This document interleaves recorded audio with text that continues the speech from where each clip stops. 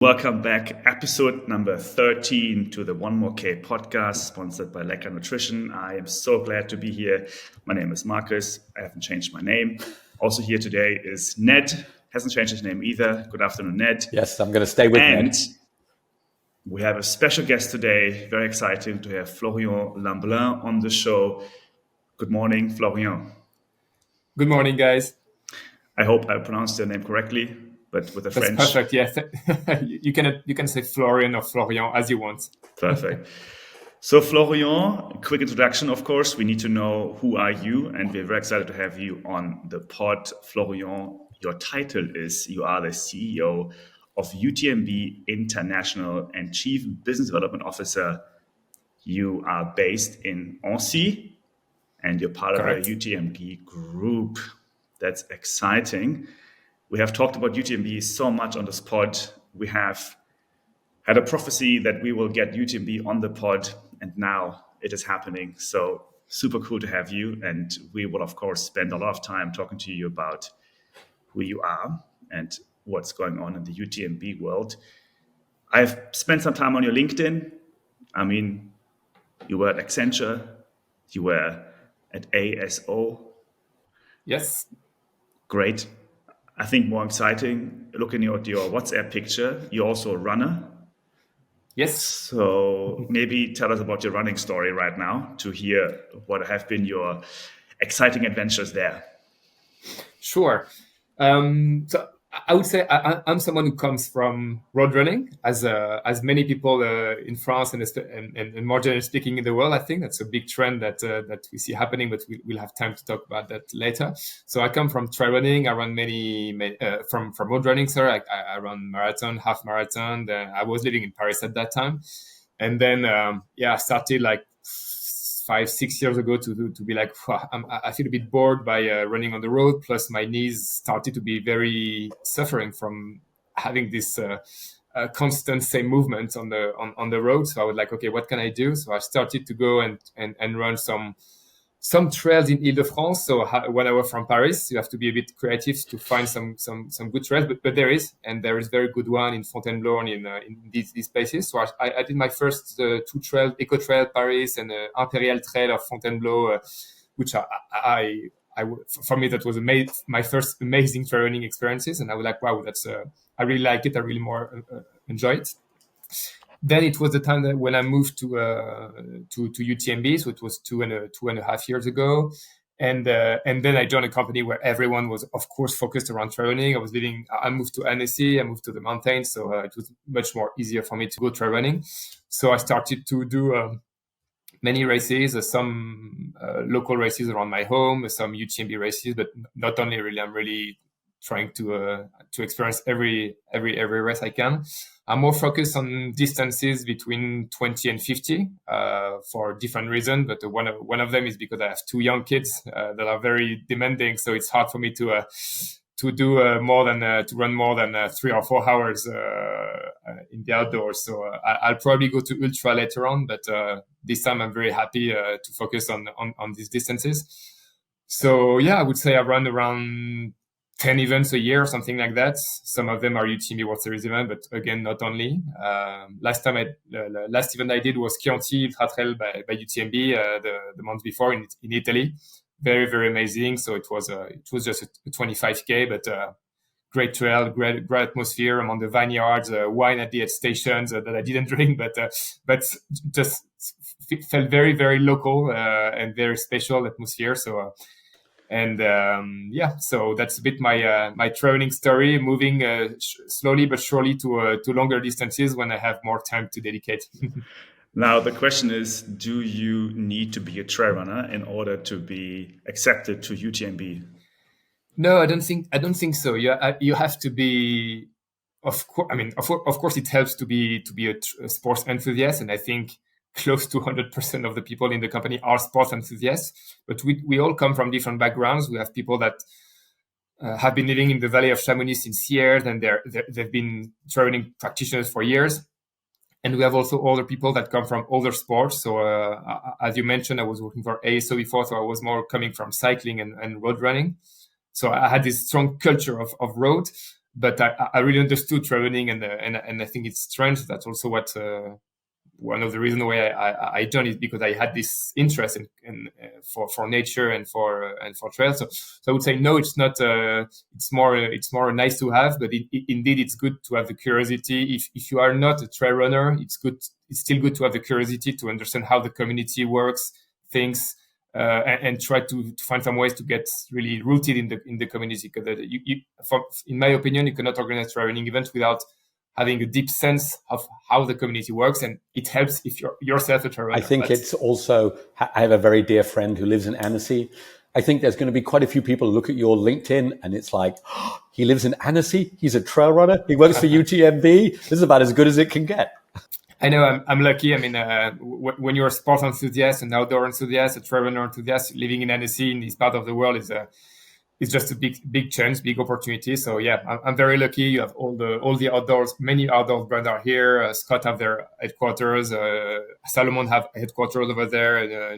NAC, your partner, is opening. I mean, many companies open also their offices in Annecy. So it's a big outdoor community that live there. So yes, I can see the mountains close to by my window here. I will probably go and get go for a 1 hour run after this podcast. So yes, I realize I'm really lucky. It's great. You should be. Wow, that's great. Is there an internal ranking of UTMB employees who's the best runner? No. We all know who are the best runners in the company, but we don't do that ranking, because that's also a major difference, from my opinion, coming from the road. In my previous company, we had a ranking when we did the Paris Marathon, for instance. The employees were ranked based on their time. That was part of the culture of the company. In trail, it's quite different. And it's not at all about the performance, or at least it's a self-performance that you're doing. But no, we are not comparing our UTMB indexes or a performance. We're just saying, yeah, we are happy to have done this, and everyone has his objective. So no, we're not at all comparing, and we can go for a run together, even if we know that we have different levels. We just go for a run, a 1 hour run together, and that's fine. So we're not really in that on that dynamics now. Great. Thanks for the introduction. Very exciting to have you on the show. Before we dive into, of course, the UTMB section, we have to cover the latest news in the ultra world. So we have some hardcore fans of this podcast who want to hear what's going on in this world, and we're spending a few minutes on this. We had the first update of the week is Mr. Russ Cook, aka the Geezer, the hardest geezer, apologies, who has finished his 10,130 miles run across Africa. Have you been following this, Ned and Florian? What do you think of this major challenge of the hardest geezer? Well, I literally 20 people sent me this news story. So Florian, I kind of like adventure running. I mean, I live in Singapore, so to run across Singapore is very easy. But I like, the 100K, 100 mile. I always talk about, I love, like, Lazarus Lake is walking across America at the moment, and I adore that. Interestingly, so yes, I mean, I think, he's not a runner. He's a gingerhead guy getting burnt by the sun in Africa. He talks, I don't know if you've heard him, but he's a London geezer. He talks like a geezer, and nothing about him screams runner. And I think that's the juxtaposition. That's why this story, also his name, Hardest Geezer. When he was asked on the interview by BBC, are you the hardest geezer? He said, no, of course not. I just called myself that. Look, this picture, he's wearing a football shirt. I think this is it's Jasmine Paris, Russ Cook, hardest geezer. People who are not runners followed this. And I think that's the amazing thing. And I don't know if you followed his Instagram story, and Florian, I'll be interested, because clearly UTMB is a story as well. He started last April. No one followed him. Blah, blah, blah, blah, blah, blah, blah. And suddenly he got it. And I don't know if you've seen the videos, but he did a video that said a week ago, you should see, it's hilarious. He's on the road in Africa somewhere, and he shouts out, it's an emergency. Please, somebody call every burger shop in Britain, because when I get home, I'm going to eat them all. Thanks, geezer. And it was just brilliant. So that's my kind of little theory about it. He's capturing this unique public appetite now for normal people to do extraordinary things. Florian, what did you take away from Hardest Geezer? Yeah, obviously I followed what he did. He had great coverage on his own social network, but also he had coverage from the BBC, from the Guardian. So really, mainstream media also followed in performance, which really means what it means not only for trail runners but also for more generally the community or just everyone. He's really inspirational. I find it also very interesting that he did that for charity. If I'm not mistaken, he raised around 600,000 pounds or something for this. So it's the reason, the objective, the purpose of it is also amazing. And I followed what his storytelling. He's giving a lot of anecdotes. He said that he had trouble at the borders, he had trouble with policemen. So it's really funny at the same time. And I was like, yeah, I can really relate it also to running UTMB and running an ultra. Of course, it's not the same distance, but when you run 170 miles, it's also a journey. You know, a lot of things happen in your mind. You can have hallucinations. You have to manage your fatigue. You have to manage your nutrition. So it's a lot to manage. So I can only imagine what you had to experience in such a distance, which is ultra. Exactly, that story part of it. If he had been a US Marine, and I don't pick on US, if he had been an elite soldier, I think people would be like, nah. He actually wrote, he had mental health depression, alcoholic, and gambling debts. And again, he keeps saying, I'm ginger in the sun. Like, nothing about me should be doing this. And I was at the lowest place. And that's the story. And I think you're right. Whether it's couch to 5K, somebody's first 5K, or running across Africa, that's what people want to see now, those real stories. I was just, anyone watching YouTube, you can see I put up his YouTube channel of Russ Cook. It has now 193,000 followers. His latest video, only uploaded 3 days ago, already has 250,000 views. It's incredible what's been doing. I started watching the videos only this morning, and to be honest with you, I couldn't stop watching it. It's so funny. It is so exciting. His strong British accent is amazing. What he's been doing just in this video, the last one I watched, was with police issues, being stopped at the border. I was like, wow, UTMB races are so easy compared to this with just a nice run. And then you have all these issues that police stations are. Again, anyone out there, please follow Russ Cook and watch the videos. It is hilarious and inspiring at the same time. And it's funny because it makes you feel anybody could do it. Of course, not anybody could run across Africa, but it makes you feel your own adventure is your adventure. Whether that's just running your first kilometer, which might feel crazy hard to you, his message is, I can do it. Come on, let's go. And I love that. Absolutely, and it says a lot also on our sports, on trail running. At the end, of course, it's a challenge, but it's also very easy just to put a pair of sneakers, get to nature, go and discover the forest next door, the mountain next door. It's at the same time very easy to connect, to reconnect, and to find your own challenge.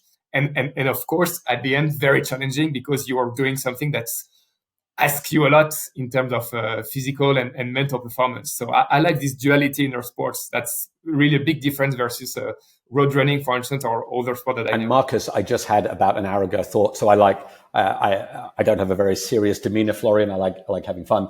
I normally run quite far on the weekends, like 60, 70K. I like ultra. This weekend, I'm running a bit less because I've just done a detox. So I've been away for 2 weeks, not much energy. Marcus, I'm going to run the length of Singapore, top to bottom. It's 30 kilometers. And I'm going to put hashtag softest geezer as my little tribute to the hardest geezer. I'm going to say softest geezer, because the reality is everyone's reality is their reality. Just do something. That's all that matters, right? That's all that matters. Thank you. I can't wait for the slowest geezer. We're moving from Africa over to Nepal. Over the weekend, we had an exciting race happening there. The race name was Manjushri Trail Race Nepal, the only 100-mile race in Nepal. Again, it's important for us to highlight Asian races here. I know there are other races happening as well, but this was an exciting race in Nepal. I watched some videos. I saw some pictures, incredible scenery through the landscapes and villages of Nepal. I put up here, anyone watching out there, the results of the 100 miles. We have exactly 13 finishes of this 100-mile race. So a lot of DNFs and only a few finishes.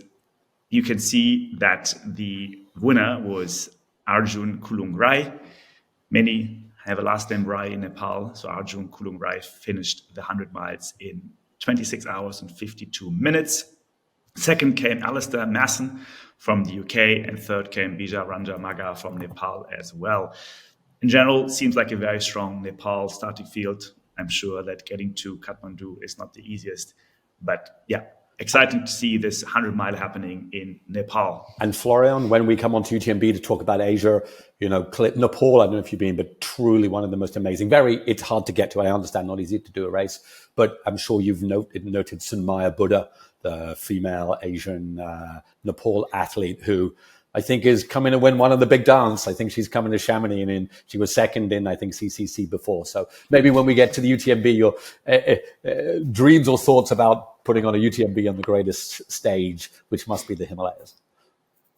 Absolutely, and we there is also a lot of young Nepalese runners coming, like the Anita Rai or Priya Rai. They're 21, 23 years old. They already have a 670 UTMB index or something. So they're really already really strong, and they're only 21, 22 years old. So there is a lot of things coming. And of course, we have the stories of Dawa Sherpa or Sangye Sherpa also, who are very, very, very strong trail runners and very also enthusiasts of the circuit. But yes, there is amazing stories to tell around Nepalese runners and races. I'm super glad you know about them. And, and I think, the like many, being unfortunately one of the poorest nations on earth, many sports have that drive that people can use a sport to bring them out. America has based a lot of its sports on people being brought out of financial difficulties with sport. And I think, the natural sport for Nepal is trail running, and the people there are wildly talented, wildly motivated. And, being a huge fan of Asia, would love to see them come to the top steps of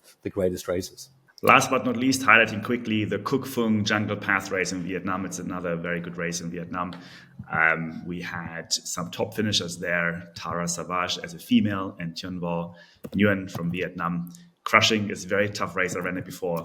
It's in the jungle. But Cuc Phuong, shout out to that. And of course, we had a good friend of the pod, Jean. He's a French guy living in Ho Chi Minh doing a 12-hour run in the hot city of Ho Chi Minh City. Here's a picture of him. In the middle of the picture, you can see him looking at his watch, and accompanied by 40 people who ran with him the 12-hour race for self-supported race in Ho Chi Minh City. Good luck. I believe he got to 123 kilometers just on his own. I love these non-races where you just set yourself your own challenge and you go off. And while 123K is not going to challenge Alexander Sorokin's unbelievable almost 320K, that's for 24 hours. It's still a fantastic result. And I'm going to say, Marcus, probably the furthest anybody has run in Ho Chi Minh in 12 hours. That's very true. These things are happening more and more in Asia. We're so excited to see this. I can't wait. Okay, that's the news section. That's a wrap. Thank you for spending some time on the latest from Africa to Asia. Moving back to France, Florian. Moving back to UTMB. So I think all of us are wondering, what is the structure of UTMB? Me, I'm a German engineer. I need to understand structures first. Let's dig into quickly, just briefly, your universe. How do you look at the UTMB world? And then especially, how does it matter for Asia? Go. Sure. Yes. So we are today 60, 70 people company. We grew quite strongly these past 2 or 3 years, I would say. 3 years ago, we were only 10 in the company. So we were a very, very small company. And then, it was, before and pre-COVID times. And then after COVID, we decided to partner with this American partner that you all know, which is the Ironman Group. So they have become in 2021 a minority shareholder of UTMB Group. So we're still an independent company, but with another shareholder. And together we decided to build a new sports system, the UTMB World Series that based on the development of new sports system and new races over the world. So we have 42 events in the series right now on different models. Some of the events, we own them. We own many of the events in Europe, in North America. In Asia, we own Translantao by UTMB, for instance.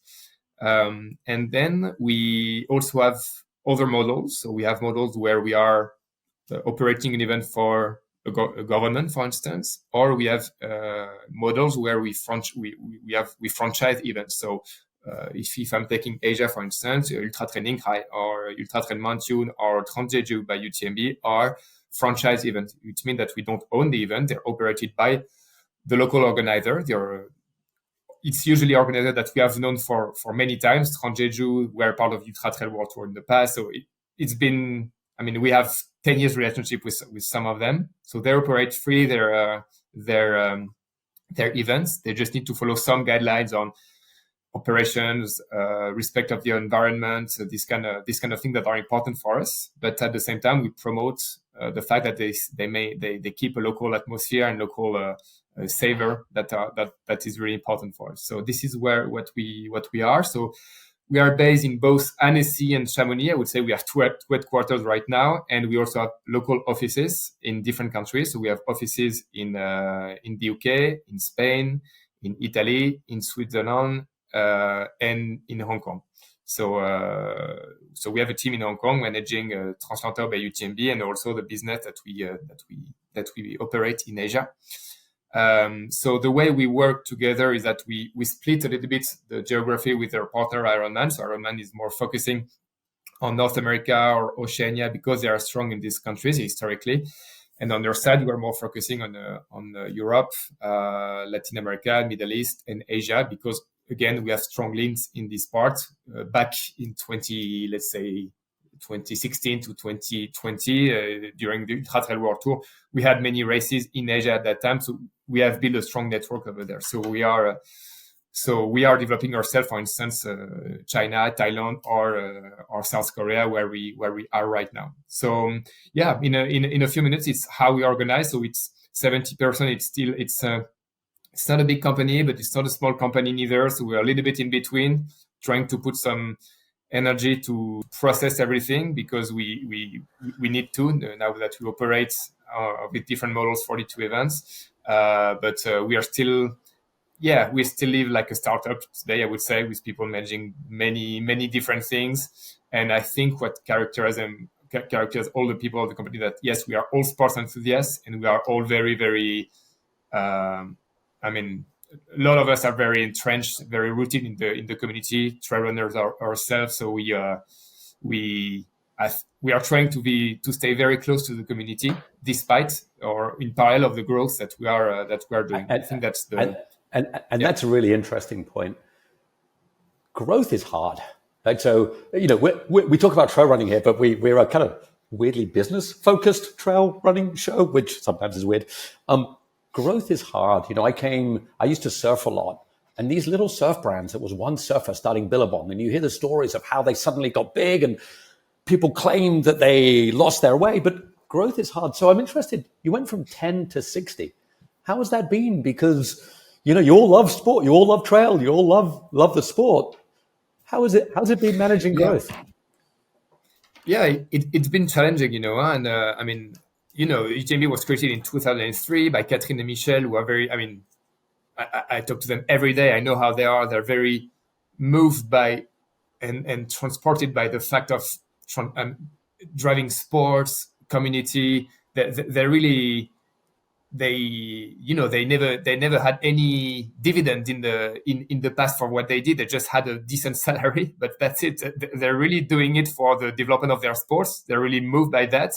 So for them, as well as founder of the company, it has been a challenge to manage a company that grows, and we have to manage its growth. It's all for the good, but we have to manage it. So yeah, it's been, I would say, internally a lot of processes to set, because it's no longer possible to have 10 people that manage just all of them manage everything in the company. Now we have to put some processes, and externally we had and we still have to prove that our intention haven't changed, our values haven't changed. I mean, when Michel has founded ITRA 10 or 15 years ago, he created also they put together the values of trail running, and these values are still valid today. So we just need to show and prove that we are still pursuing these values. Sorry to interrupt. I don't doubt, Michel and the Palettis, I'm sure the values are there, but it is when you go from 10 to 60, That's exactly as you say. That's the challenge. Exactly, and that's our big challenge today. Manage to show that it's possible to grow and at the same time stay close to our purpose, our intent, our mission, which haven't changed. So we need to, of course, the last few years we were very focused on the development of the series. So it took a lot of energy to develop these events. We are going to continue to develop, but at the same time, now we are also focusing on demonstrating what are our values and showing the community that. Yes, we can be bigger than before, but at the same time, we are still as much dedicated protecting the community, protecting the environment, protecting the links with the territory as we have always been. So it's both a challenge, but also what's exciting. I think that's really the momentum we are in for now, showing that we are still very very rooted and very committed. Yeah, you being as a CEO of International, I don't want to know your KPIs, that's internal, but what do you personally focus on for the next 12 months, 24 months? Like, what do you mostly care about? Where do you set your focus? Sure. So I would say different things. First thing is that in terms of development, we want to continue to develop, but we want to develop in priority where communities ask us to be. I'm explaining. Today, the sport system of the UTMB World Series, you have to collect a running stone to get access to UTMB Mont Blanc. So when you're a Thailandese runner or when you're a South Korean runner, it's easy. You have one event or two events in your country. It's easy. You don't have to take the plane or to do 3,000 miles to get your running stone. It's not the case when you're in Japan or in Malaysia, for instance. When you're in Malaysia, Malaysia, you can go to Betong in Thailand. It's not that far. But when you're Japanese, you have to go to travel to South Korea or to China to get your running stone. So we want to be where the communities are growing, to minimize the impact, the carbon footprint of this guy getting a running stone, and also because just the community is asking for a UTMB event in their country. So I would say I will focus, if I'm taking the example of Asia, on these communities like Japan, Malaysia, maybe Indonesia and the Philippines, which would probably be the next one afterwards. So in terms of development, that would be my focus.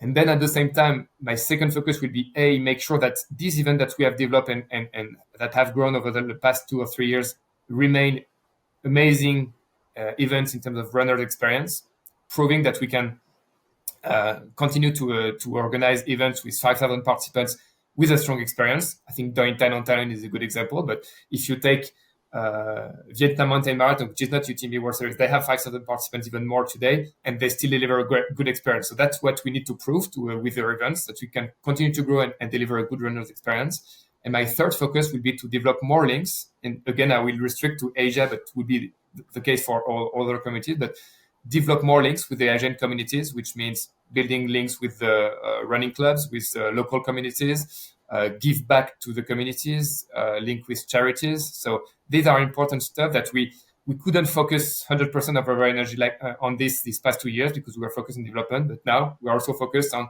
delivering and be attentive to what the community asks in parallel of our, I would say, development and growth. And maybe just to ask, so I listened to Paul Huddle on single track. So my background is I was Ironman. I went to Kona 15 years ago. I spent a long time in Ironman. And I'll be honest, so I'm 56, so I'm a bit older. And, I suppose I grew up with the stories of the original 12 guys on the beach in Hawaii or Gordy Ainsleigh at Western State. So forgive my olden view.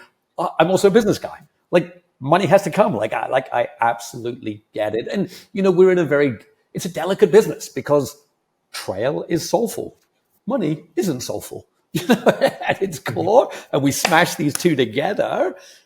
So how do you, when I listen to Paul Huddle, he said, we don't just go to a country and acquire races. We don't just steam in and because, the reality is after the whole Wham Gary thing, people are like, oh, Ironman just steam in and crush people and buy races. And Paul Huddle was like, this just couldn't be further. Like you said, we spend 10 years going through it. But I'd love to hear from you. When you think about Asia, how do you acquire races? Yeah, that's so first of all, again, China, Thailand, Korea are countries where we don't acquire races. We franchise races, which is a bit different. But if I'm taking the example of Trans-Lantau, which is a race that we acquired, yes, Trans-Lantau, we have been We've known Sabrina and Clément, the owners of Transfrontier by UTMB, for years. We've had discussion with them in the past. They were the distributor of Life Trail in Asia for us, so they were already part of the company in a sense. So when we acquired Transfrontier by UTMB, it was kind of natural. They were out of 2 very complicated years with COVID. There was 3 years without edition of Transfrontier by UTMB, and at the same time we had strong links. We knew each other very well, so it was kind of natural. And then they became employees of UTMB Group, so we continued to work with them. The events remained the same. We just brought the UTMB system and guidelines, and we tried to elevate the event on some aspect. But it continued to be operated by Sabrina and Clément and their team. So it didn't really change anything for the runners, I would say. For the other countries where we franchise the events, and even if we may have some acquisition in Asia in the future, it's always the same. We are trying to find partners that we can trust, and sometimes it comes from the long-term relationship we've had with them. So Transjeju is a good example. We are friends now with Anne and Gambo from Transjeju. Sabrina, who is managing Asia, went to their homes many times, had dinner with them many times. So they're really friends. Ningha is the same. They were part of Ultra Trail World Tour in the past. And then sometimes we have other stories like Ultra Trail Mountain. They were new in the I would say in the landscape, but we met them. It took some time. Well, we took some time to have discussions, to trust each other. But then at the end, we're like, okay, we have something is happening. We think that we trust each other very well. We think that there is a good story to build. We like they're willing to develop training in a new province in China, Shaanxi. That was not a province known for trail running event, but with amazing mountains. We were there for the weekend. We're like, oh wow, these Shaanxi mountains are amazing. Let's do something, and at the end, it's a good success story. After 2 years, they have 5,000 participants in China. It became one of so Mountain is next month, and we have 8 of the top 10 Chinese runners in men and women running that race. So it means that we managed together to build a race that is part of the big races for the Chinese runners. So I would say it always comes from a local project, a local organizing committee or team with whom we have good links, and we decide together to build something. So it always comes from the bottom. That makes sense. Maybe I don't know if you can answer this. How often does a race just call you up and go, please buy us? Does that happen? It's not as simple as that, but I would say that we have, I don't know, every week I have a race calling me and say, what can we do with the UTMB World Series? That's a frequency. So it can be on different models. They don't know anything about the model. Do we acquire? Do we franchise? Do we make a joint venture? All models we are open to every model.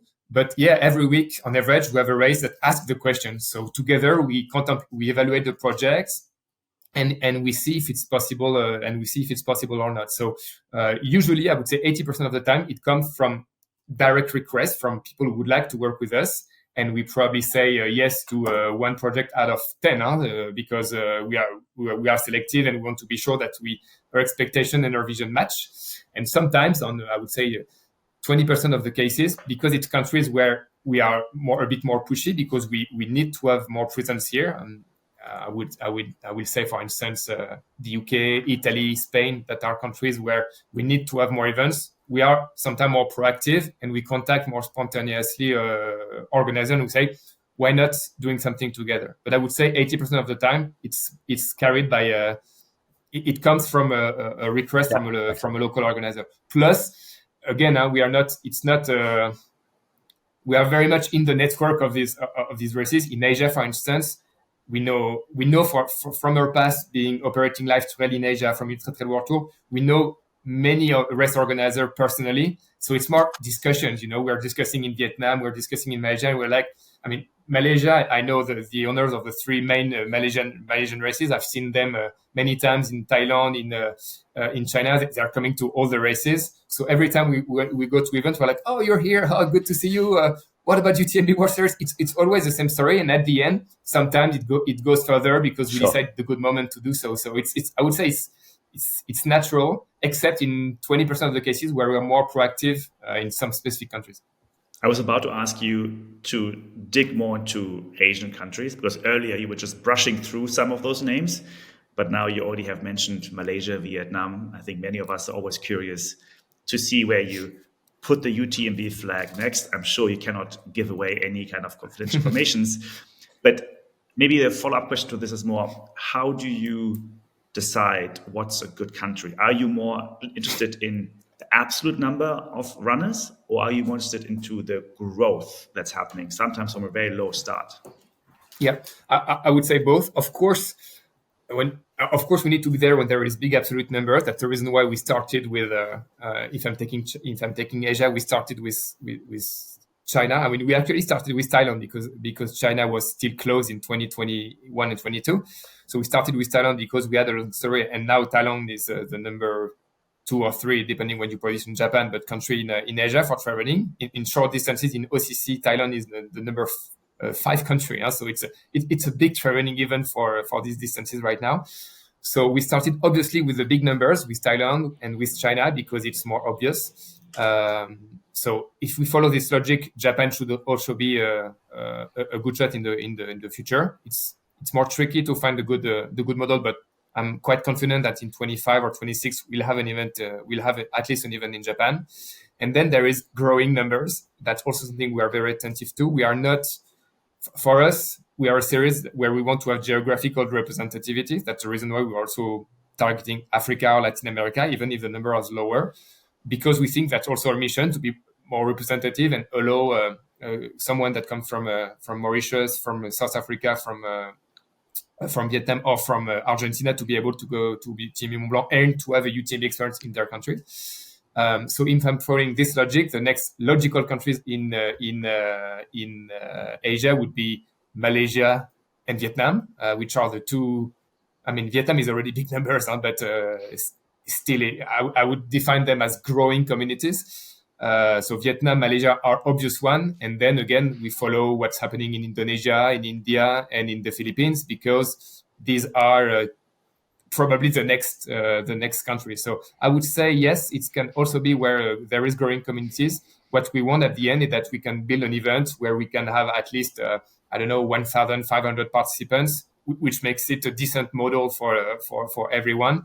But if I'm talking about the countries we are talking now, yes, this it's the day we have an event in Malaysia, I have absolutely zero doubt on the fact that we managed to have 2,500 participants in these events. When we see a Malaysia Mountain Trail Festival or Cameron Ultra Trail in Malaysia, they already have big numbers over there. So I'm going to thank you. That's great. And we are wishing you best of luck. I think we're going to hear some news soon. We have some rumors on the ground, so exciting to see it all coming together. I saw you had some guests in the past as well on your podcast. Good friends in India, good friends in Malaysia. We're going to have next week Vietnam coming. So yeah, we're all connected, and it's great to again connect the world. Switching gears a tiny bit, putting ourselves more into the shoes of an athlete. And episode 3, we've done some work to compare the cost of a US athlete to a Vietnamese athlete. And you can see on the screen, anyone watching, also you, Florian, you can see this is a comparison put together by, this is a list of cost by Ira and Far of a US athlete spending money on shoes, running fuel, race items, go to Western States, basically assuming that this is a professional athlete that has to go to Western States in order to become a professional athlete, because Western States is in America one of the biggest races, as you know. So it's basically how much does this athlete have to pay to become professional, get sponsorship, move on into the career. We did some work, how much it would cost for the Vietnamese athlete to do the same thing in order to go to UTMB and hopefully come top 3, top 5 to progress further. You can see the total cost is $11,838 for the US athlete.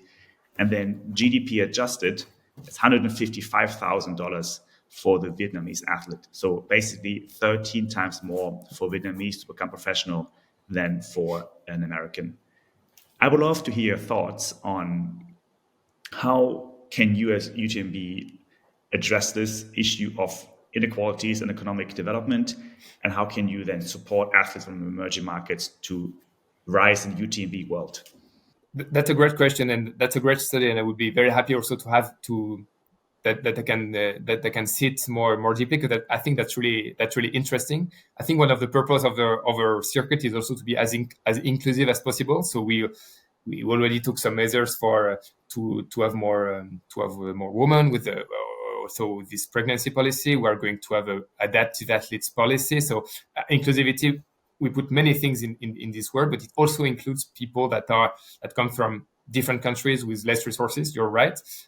What we've done in these past 2 years, that we had an athlete support program where we provided support. I mean, it's not $5,000, but on average, it was around $1,000, between $700 and $1,000 to some selected athletes to be able to navigate and go to some events or go to UTMB Mont Blanc. So at the end last year, we spent around $100,000 to just on this specific program to support some athletes. Some of them coming from developed countries, but a lot of them also coming from developing countries or more emerging countries, I would say. This year, we are shifting a little bit of more of focus, and we are going to focus probably more on younger athletes. So younger athletes and young promising athletes that may come from these countries. And our role will be to identify in all the geographical areas some promising athletes that have demonstrated their ability through good scores. I mean, for their level, maybe on shorter distances, and that could become really good runners in the future. But to do that, they need a nudge to be able to go to the next threshold. So we are shifting to that, because I think our mission is also to help this new generation.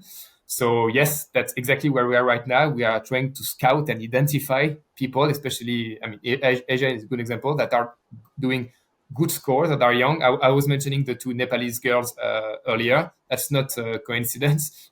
These are young girls that we are watching. We're like, okay, what are they doing? Are they promising? And if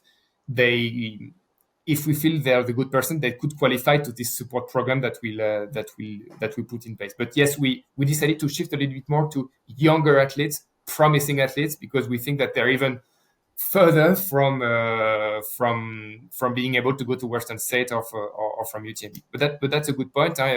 Last year, Dointanon gave golden tickets to the Western States, but some of the athletes that were given the golden tickets couldn't go because of financial problem. It's not the same coming from Javelina and go to Western States than going from Dointanon and go to Western States. So yes, we still have work to do on this one, but I think this program that we are going to build will be a good step.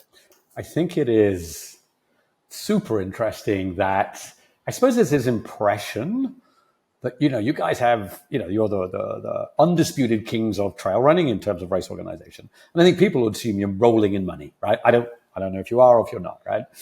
And you should be able to help all of these, aspiring athletes. Obviously, I think you're doing the right thing, like selecting a few athletes, and maybe just to move on to something because listening to Paul Huddle, listening to you, like Paul Huddle said this thing, we're passionate trail runners trying to do right. Now, I was in Ironman. When private equity brought Ironman, the disillusionment was pretty heavy pretty quickly, and it came down to a bunch of things, right? Prize money sucked for the pros, the one and dones were everything, all this type of stuff. But when you talk to the people who ran Ironman, it was all still good people. And I'm interested, Florian, is that I'm sure you have a good relationship with Ironman, but and they're a minority, but I'm sure they have some say. How do you balance protecting that soul, like sponsoring young Nepal athletes or, changing prize money? Because for pros, do you think about that? Do you think not just about the dollars? Do you think about how do we give away some dollars or give away some economic upside or some value to keep knowing? Look, I don't want to say Ironman doesn't have the best reputation. It just is. How do you think about that? Because it's a very delicate balance. Of course, it was especially a challenge in the US community, because we know that there is some image challenges over there. I know very well my counterparts at Ironman. Paul Huddle is my counterpart at Ironman, so we talk on a weekly basis. We are absolutely 100% aligned on everything we do, and he's I can really testify, he's an amazing sports enthusiast, passionate, really moved by the development of the sports, of anti-doping, of being more rooted in the community. That's something that it's inside him. I would say that not the dilemma, but the challenge we have to solve today is that how to be. We need to be a company that makes money because we have 70 people that work for the company. Of course, we have to pay salaries at the end, right? And we lost. I mean, it's been the first year where we've been winning money in 2023. Before that, we always lost money. 22, we lost lots of money by investing. So I would like also to demystify the fact that UTMB is big money. No, UTMB has lost money or was break even for 20 years before starting to win money last year and be able to just to hire new people and develop the sport. So yes, when I hear what can you do about prize money, all that thing, yes, we'll do, and we'll make announcement of prize money in the next few weeks, but we need to do it in accordance with the development of our own company and the development of our sport. So yes, it will come, but it needs to come at a pace that makes sense also from the perspective of a company that also needs to pay salaries. And same on the initiative for environment, for instance. I think we did many things, maybe not big actions on these aspects these past 2 years, but we did what we could do at our level. Now that it's getting a bit easier, I would say, we will have more abilities to do more actions and do more or bigger action, I would say. But we decided to focus on many small actions that are very, very necessary, maybe not the most visible, but very quick wins that we know have impacts on races and on runners. Now, yes, maybe we'll have more space to do more shiny actions, which are not what I recommend to do always. We have to do shiny action, but also sometimes more things in the shadow, but are necessary. But I think the community asks now that we show that we can have a big positive impact, which we'll be able to do now that we have a little bit more surface to do so. But yes, UTMB has never been a company that has won a lot of money, unlike many people and observers would like to say. And first of all, so I ran a startup business for 8 years. It didn't work. I know how hard. So the fact that you guys turned a profit, well done. Like that, honestly, straight up. And I know that comes with challenges. Like, and you're right. Maybe Ironman over the long run is the right thing to get you there. And it's interesting because you're right. I mean, I don't know what other people think, but I bet you if you ask your average, I'm not going to say new to trail runner person, but person who's new, will just be like, oh yeah, UTMB makes millions and millions and millions of dollars. They must be rolling in it. Why are they hoarding all the cash in their houses in Annecy or Chamonix, right? And it's great to hear the reality that you guys are still. I'm surprised it was only 10 people. So it's good to see. It's good. Catherine and Michelle are still driving a small electric Renault Zoe, and they're going by bike to the office. Their life haven't changed at all. They're still dressing the same. Really, people have stayed the same. So I think when we discuss face to face with people, they understand. When they come to Chamonix and they see them, they're like, okay, now we understand. But it's true that there is this image that we need to get rid of. And talking about Ironman, yes, they're. I mean, when we partnered together 2 years ago, they were new in traveling, so they had to know a little bit the codes. But now I can really say that 2 years after, even if we still do some mistakes sometimes, and we still, and of course, and we need to adjust, and sometimes we're sorry for making some action that were not relevant or done properly. But I can really say that they're doing things well. They're learning a lot. And the fact that Paul Huddle, for instance, is one of the face of traveling for Ironman right now means a lot. He's probably one of the most rooted guy in the community. And I think it says a lot on the mentality of Ironman on traveling right now. They know that they come from triathlon and other sports, but they're learning a lot. And I think they've learned a lot from us, UTMB, on how to behave in the traveling community, even if it's still not perfect. And I will say, I mean, I think I'm almost the same age as Paul Huddle. I followed Paul Huddle in the 90s. He is the OG. He did Western States. And when you listen to, so it was so interesting to listen to him. And he was really passionate, right, about, yes. And he said, did UTMB make mistakes? Yes. Does every business make mistakes? Yes. But do we have the heart and soul and the belief that we are here to do the right things? Yes. Is the path perfect? No, it's not. But the soul is the right thing. It is. And you're right. Look, that's how it is. And that's fine. And we know that we are under the radar because we are bigger than maybe other actors. So we have to prove even more than other actors when we do things. We know that every action is scrutinized, every action that we do in the trail running world, every move we make will be analyzed in a way. It's natural, and we cannot prevent people from doing that. But it means that we need to prove and show and speak even, twice as much as we can, to prove and to show our intentions, and that we haven't lost any of our values and purpose in the way. But it's fine. It just gives us we have learned a lot in these past few months of these different crises of changes we had, that we have to demonstrate more, show more, prove more, and that's fine. We're just adjusting our action. We know why we are doing it. Now we need to prove it to the community. Last year's UTMB was one of the first ones where I really got into it. I was in Hanoi at the time. Because you have this amazing live stream, I was basically watching it the entire time. I was even watching it during my date with my now wife. She was very upset that I can watch UTMB even at dinner, and I was spending more time on my phone than on talking to her. We're married now, so all good. Yeah. But what I'm trying to say is you have done amazing work in introducing new technologies to UTMB, especially live streaming. UTMB live is a big thing now. You're probably doing it almost all of the events. What new technologies are you going to utilize going forward to make this even more accessible, data-destroying industry for the next years to come? Sure. First of all, I'd like to mention that we like to defend ourselves as a tech company. Why? Because Catherine and Michel, they have IT backgrounds. They studied IT at university back in the 70s or probably 1970s. So they were one of the early adopters of computers. So they've already been driven by that. UTMB success is also linked to the fact that they managed to do SEO and good referencing on websites back in the early 200. They understood how it works before many people. So they had big success, and 700 person on the first edition of UTMB because also of that. We have a part of our company that is LiveTrail, a subsidiary that is LiveTrail. LiveTrail is a tech company. It's developers that develop a system, a tracking system that is also a race management tool. So LiveTrail is really like the tech part of our company. And the developer of LiveTrail also are developers for other purposes. They have developed the website of all the event that we have. All the development we do it in-house. That's a bit of specificity of our company.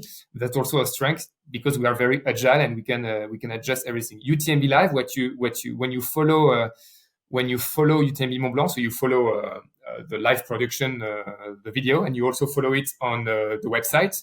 The website, its functionalities, its design has been 100% designed and coded by our internal developers. So this is something we do ourselves.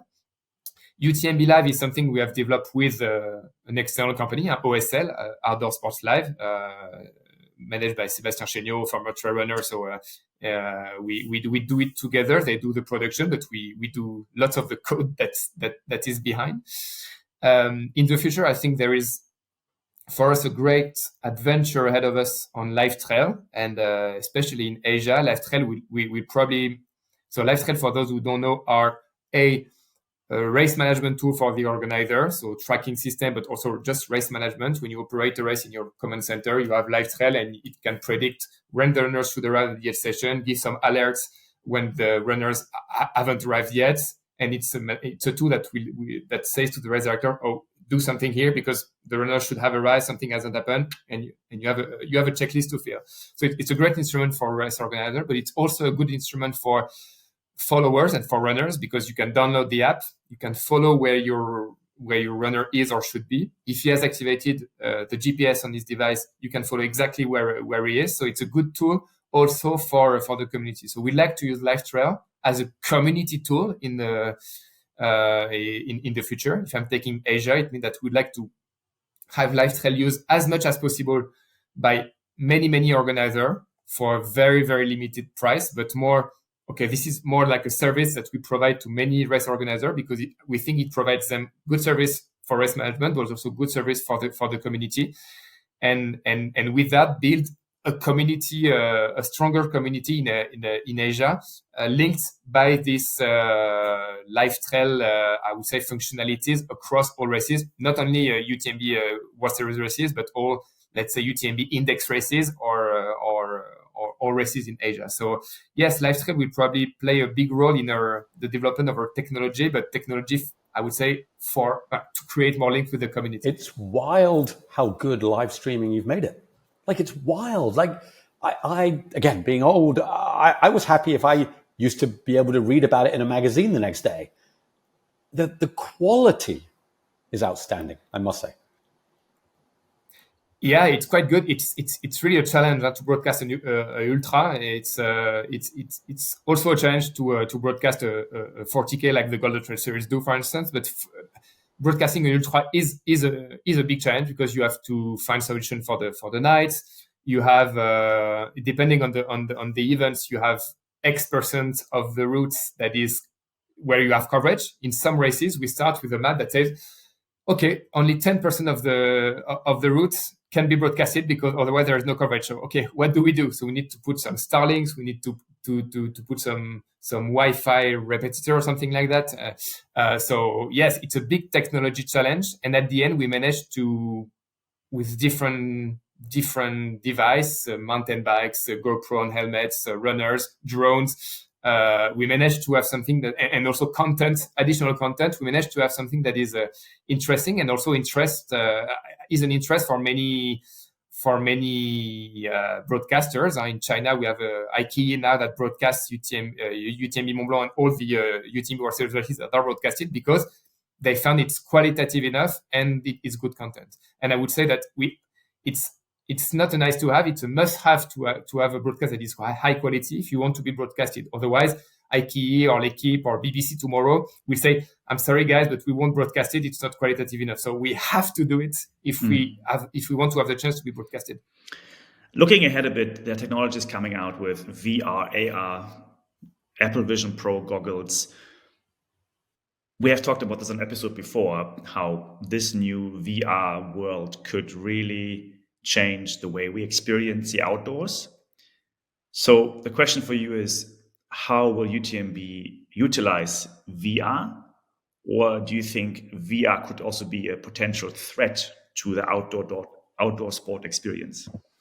We don't really use VR today, I would say. At least if we use it, I don't know. But no, I think we are very at the beginning of the story with VR. I think it's an opportunity, definitely for us. It's just that it has not been a terrain that we have investigated so far. But why not? I think we need to explore. And as a tech company, as we like to defend ourselves, we should be able to explore this terrain. But we need also to ask ourselves, what for? Is it to create more links between the community, between the runners and their followers? Is it to create, I don't know, to give runners the possibility to immerse themselves in the UTMB conditions before the race, 1 month before the race, like Zwift or Kinomap are doing for cycling? I don't know, maybe. It's just that I think we are still very far from it. Maybe we will come, but I think we have many more other challenges to solve before. But maybe. But yes, we are absolutely not in that exploring. We are not exploring that for the moment. There we go. Well, look, we should start to. I know we got an hour of your time. It's been almost an hour. We should start to let you go. One last question before we finish off the show, or if Marcus has one more. I'm never a fan of predicting the future, but it's been 20 years for the Palettes so far, right? And we are in my opinion, the greatest explosion of growth in endurance outdoor sports there has ever been. What's the dreams for the next 5 or 10 years? Yeah, so I won't talk personally for Catherine and Michel, even if I'm pretty sure they will still be there because they're really passionate about what they're doing. They have their kids also in the company that also are pursuing the family dream, I would say. But I would say the dream for us would be that we develop our sports. that's I think our number one mission, that we have developed our sport in a way that is always more inclusive. So today we have 33% of women in the circuit. I hope that in the future we will be 50-50. We start to be in Tarawera, for instance, we are 50-50.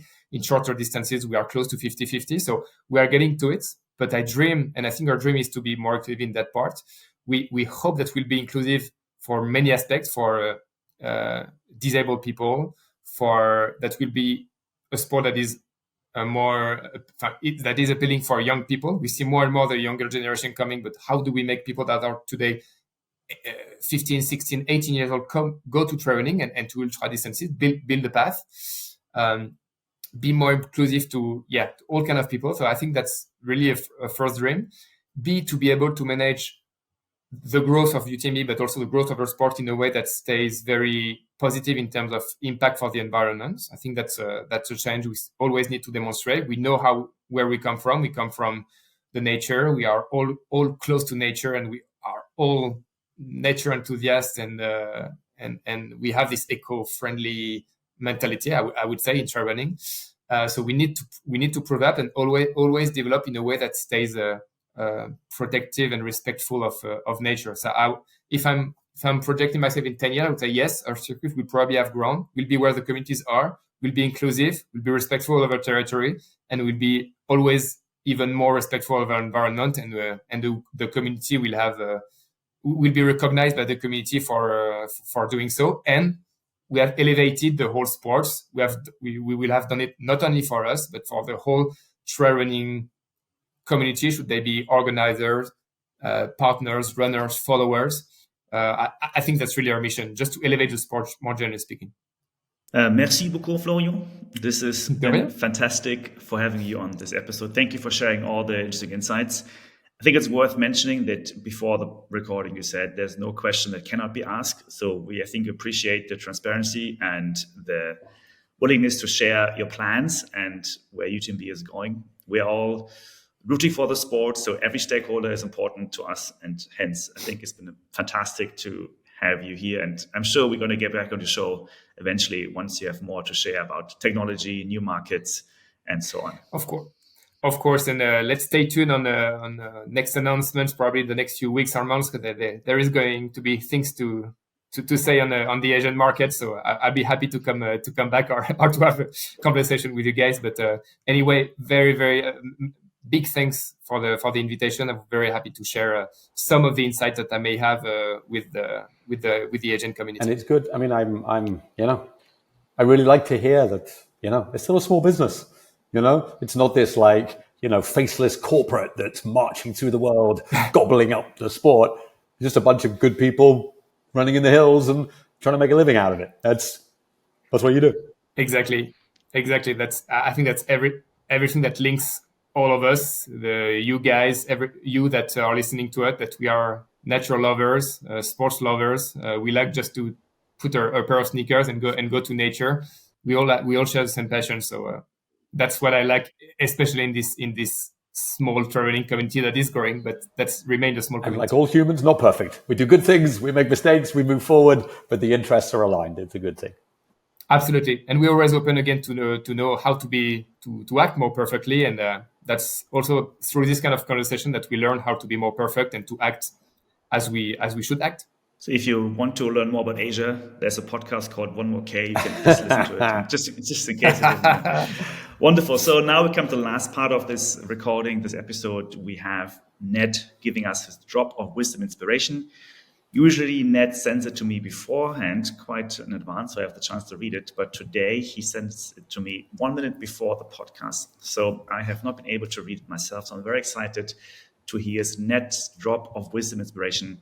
Florian, you're more than welcome to stay on and listen to Ned's few words of inspiration. Ned, over to you. Thank you. Yeah, this one, I actually wrote it a while ago, but forgot to send it. Anyway, this one's called Goats. In Nepal, walking to Mustang, the highest kingdom on the map. Trail, on the mountainside. It's very slippy. Sheer drop, long way down. The path, wide enough for a human. One human, just me. A herd of goats come the other way. There's no room to pass. They're running. What to do? It was super exposed. I couldn't step off. I freeze. Goats ran at me.